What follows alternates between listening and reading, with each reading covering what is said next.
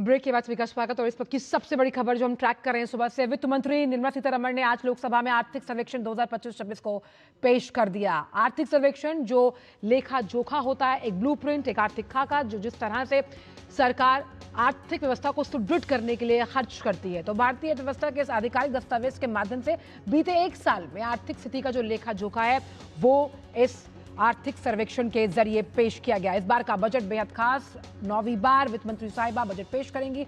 उससे पहले आर्थिक सर्वेक्षण में कहीं ना कहीं प्रतिबिंब दिखाई देता है आने वाले बजट से जुड़े हुए तमाम सेक्टर्स का, उस खर्च का जिस तरह से कई अलग अलग क्षेत्रों पर खर्च किया जाएगा। ये ऐसा आधिकारिक डेटा होता है, दस्तावेज होता है जो ये बताता है कि जो ग्रोथ ड्राइवर इंजन्स हैं भारत की आर्थिक प्रगति को आगे ले जाने के लिहाज से, उन पर किस तरह से काम किया जाएगा। तो बड़ी खबर जो लगातार हम आपके लिए ट्रैक कर रहे हैं, इकोनॉमिक सर्वे देश की जीडीपी, वृद्धि, महंगाई, रोजगार, व्यापार और सरकारी नीतियों का एक प्रमुख विश्लेषण होता है। और हमारे साथ इस वक्त शैलेंद्र मिश्रा जुड़ गए हैं। शैलेंद्र, आखिरकार वित्त मंत्री साहिबा ने जो आर्थिक सर्वेक्षण है 2025-26 उसे पेश कर दिया, और खास तौर पर विकास के ड्राइवर्स जब हम बात करते हैं तो घरेलू जो मोर्चे पर तमाम अलग अलग मैक्रो इकोनॉमिक फैक्टर्स हैं उन पर फोकस किया गया इस बार के आर्थिक सर्वेक्षण में। ये देखिए, आर्थिक सर्वेक्षण जब भी आता है तो सबसे पहले ग्रोथ आउटलुक क्या रहने वाला है अगले साल का, उस पर सभी की निगाहें होती हैं। हम जानते हैं कि जो मौजूदा वित्त वर्ष है, जो उसमें 7.4% की विकास दर की बात कही गई है, और अगले साल 2026-27 में 6.8 से 7.2 के बीच विकास दर रहने की उम्मीद जताई गई है, जीडीपी की उम्मीद जताई गई है।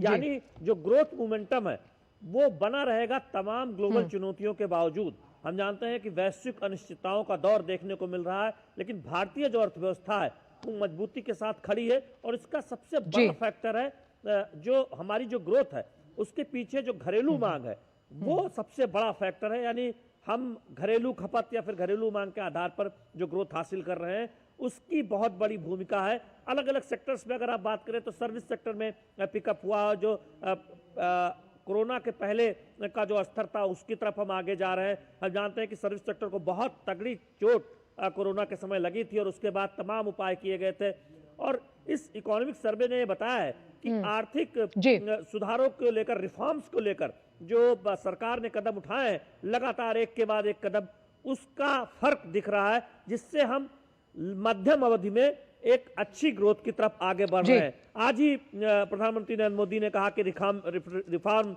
एक्सप्रेस की जो गाड़ी है वो तेजी से आगे बढ़ गई है, और हम जानते हैं कि बीते कुछ वर्षों में सरकार ने एक के बाद एक रिफॉर्म्स किए हैं। खास तौर पर मैन्युफैक्चरिंग में हमारा शेयर बढ़े, उसको लेकर बहुत प्रयास किए गए हैं। पीएलआई स्कीम्स के हम फायदे देख रहे हैं। तो ये एक आर्थिक सर्वेक्षण भी ये बताता है कि जो फैसले लिए, नीतिगत फैसले सरकार ने, आपने बहुत अहम बात कही है शैलेंद्र, और आने वाले समय में आपने बहुत अहम बात की, ग्रोथ मोमेंटम को बरकरार रखा गया। हमारे साथ बहुत खास मेहमान दीपशिखा सिकरवार, वरिष्ठ संपादक इकोनॉमिक टाइम्स में जुड़ गई हैं। दीपशिखा जी, बहुत बहुत स्वागत है आपका। ग्रोथ मोमेंटम को बरकरार रखने वाला ये आर्थिक सर्वेक्षण इस तरफ इशारा करता हुआ नजर आ रहा है दीपशिखा जी, जब हम बात करें मैन्युफैक्चरिंग बूम, सस्ता कर्ज यानी क्रेडिट ऑफटेक, और जीएसटी में जिस तरह से अब सिर्फ 2 दरों को रखा गया, उसका भी एक सकारात्मक असर भारतीय अर्थव्यवस्था पर नजर आ रहा है।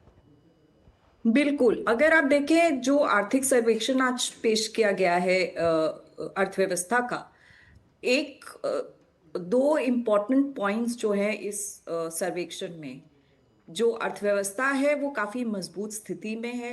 जो सरकार की तरफ से रिफॉर्म्स लिए गए, जीएसटी खास तौर से, और उसके अलावा जो जियोपॉलिटिकल एनवायरनमेंट है, वैश्विक परिस्थिति है, उसका जो असर अर्थव्यवस्था पर हो रहा है, उसके बावजूद अर्थव्यवस्था जो है काफी मजबूत स्थिति में है।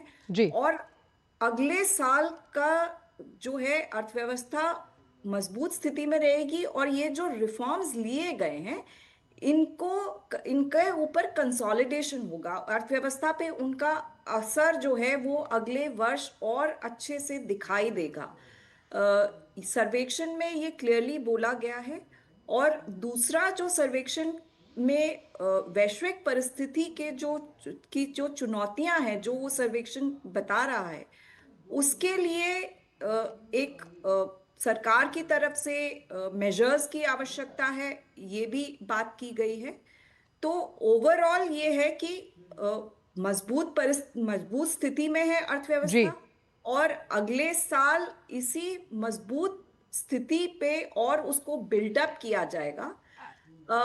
अनसर्टनिटी है विश्व में, लेकिन उसको लेके हताश होने की जरूरत नहीं है।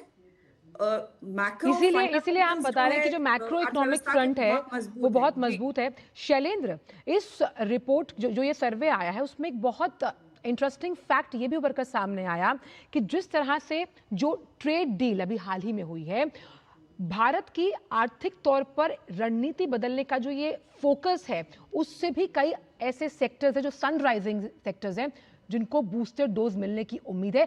उसी की बानगी इस आर्थिक सर्वेक्षण में भी नजर आ रही है।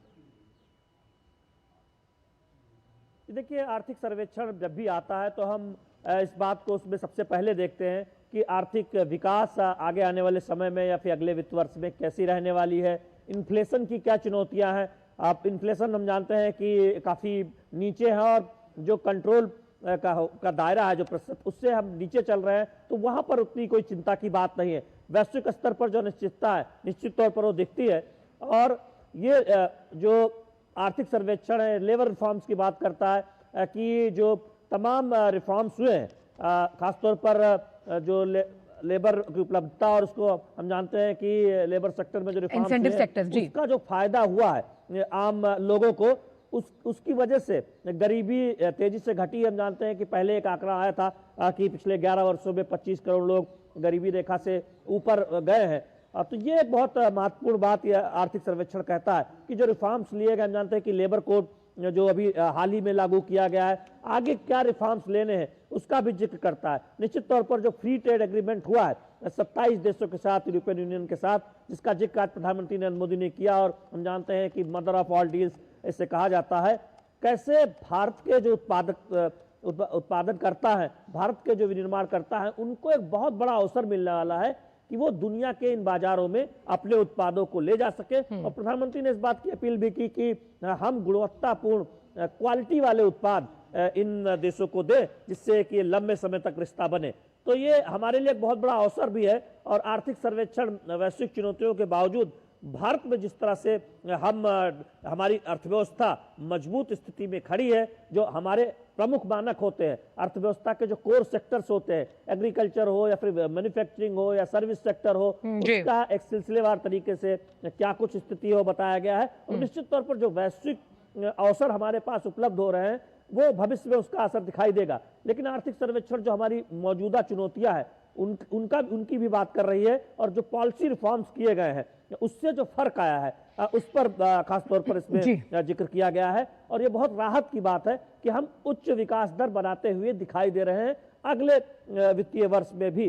क्योंकि वैश्विक चुनौतियों के बावजूद ये आसान नहीं है कि हम 7% के आसपास ग्रोथ रेट लगातार बरकरार रख सके। लेकिन ये आर्थिक सर्वेक्षण ये कहता है कि हम अगले वित्तीय वर्ष में भी उसके आसपास रहेंगे, और मध्यम अवधि में हमारा जो ग्रोथ आउटलुक है वो बढ़िया रहने वाला है। बहुत इंपॉर्टेंट पहलू है। इन्फ्लेशन की बात करें तो वह कम, बिल्कुल, ये बहुत इंपॉर्टेंट पहलू है कि किस तरह से जब हम रिफॉर्म रश और पुश की बात करते हैं, दीपशिखा जी, खास तौर पर जब हम निजी उपभोग यानी डोमेस्टिक कंजम्पशन की बात करते हैं, कैसे परचेजिंग पावर को बढ़ाने का एक सकारात्मक पहलू इस आर्थिक सर्वेक्षण में देखा गया, जहां हम क्रेडिट ऑफ टेक की उम्मीद करते हैं। और खास तौर पर इसमें जो रूरल इकोनॉमी है उसको भी बूस्टअप करते हुए दिखाया गया है। बिल्कुल, देखिए, अगर आप देखें पिछले बजट की बात करें तो पर्सनल इनकम टैक्स में कटौती की गई थी, उसके बाद जीएसटी में कटौती की गई है। तो ये जो मेजर्स लिए गए, ये इसीलिए लिए गए कि कंजम्पशन को किस तरह से बूस्ट मिले। दूसरा, अगर आप ग्रामीण अर्थव्यवस्था की आप बात करें, ग्रामीण अर्थव्यवस्था में अगर आप देखें एमएसपी में लगातार बढ़त दी जा रही है। तो इसीलिए दी जा रही है कि ग्रामीण जो अर्थव्यवस्था है उसमें मजबूती रहे, उन वहाँ पर आय में उनकी वृद्धि होती रहे, किसानों के लिए जो है एक इंसेंटिव रहे उत्पादकता बढ़ाने के लिए। तो रूरल इकोनॉमी जो है भारतीय अर्थव्यवस्था को एक काफी मजबूती देती है, और हम ये देखते हुए आ रहे हैं कि ये जो मेजर्स लिए गए थे उसकी वजह से ग्रामीण क्षेत्र से डिमांड जो है वो काफी मजबूत रही है। जीएसटी के बाद हमने देखा कि ये जो डिमांड बूस्ट मिला वो अर्बन क्षेत्रों में भी, शहरी क्षेत्रों में भी वही जी। चीज देखने को मिली। तो अर्थव्यवस्था जो आर्थिक सर्वेक्षण आज पेश किया गया है, उसने ये सारे जो मेजर्स लिए गए हैं अर्थव्यवस्था को मजबूती देने के लिए, खासतौर से जैसे जीएसटी का जो रिफॉर्म किया गया, इसने काफी हद तक जो भारत वैश्विक वैश्विक चुनौतियों का सामना कर रहा था, 50% टैरिफ यूएस की तरफ से लगाया गया है, उसके अलावा भी तमाम जो अनसर्टनिटीज हैं, उसमें ये जो बूस्ट मिला कंजम्पशन को, उससे काफी अर्थव्यवस्था को बल मिला है।